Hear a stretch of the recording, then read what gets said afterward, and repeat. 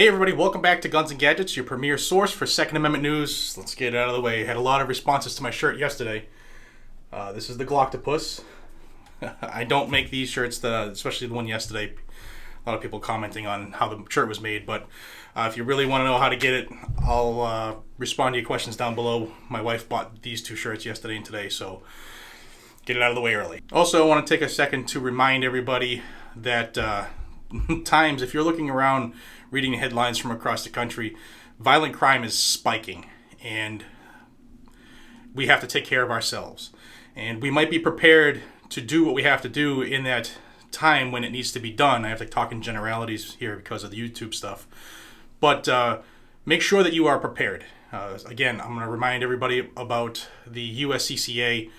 Not only do they have great education, great training, they will protect you. They have a fantastic defense network of attorneys nationwide. I know that a couple states have kicked them out, but the rest of the nation still has the ability to purchase a membership with the USCCA.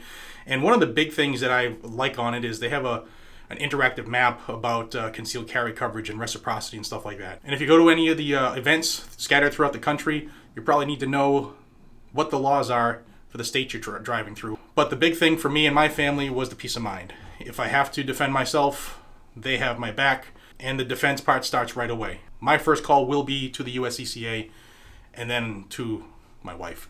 But check them out. I'll have a link down below. Yes, it does help the channel, and they also have some cool stuff. They have a new store, new merch and stuff like that. I'll have both of those links right here on the screen and down below. Check them out. If you carry a gun as a way of life, then you're probably going to want to have a way to protect yourself if you ever have to employ that. Let's talk about Maryland.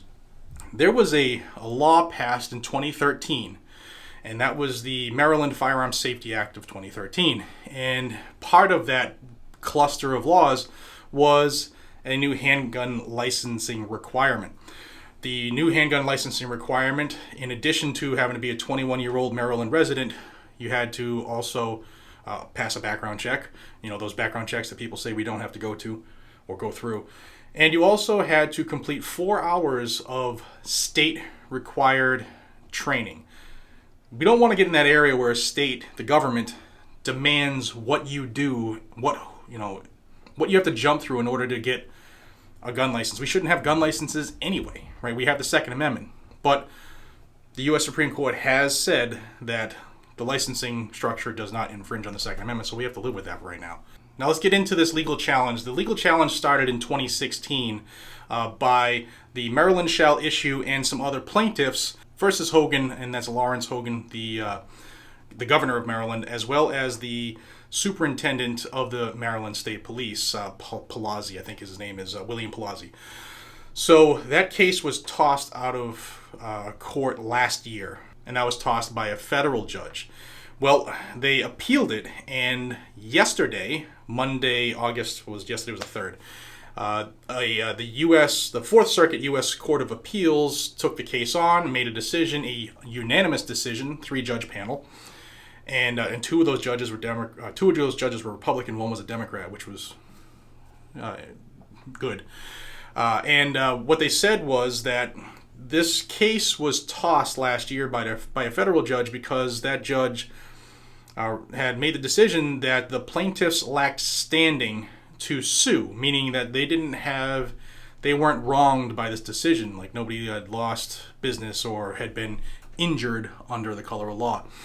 And upon review, yesterday the justices said that actually one of those appellates, Atlantic Guns, which has 2 shops in Maryland, they said that actually that store, who is claiming that they have lost business because of this new licensing scheme, was the term, as well as their customers have been injured by law because of this new loophole and the new stuff they have to run through. And here we're talking about basically the 4 hours of state-mandated, state-directed training.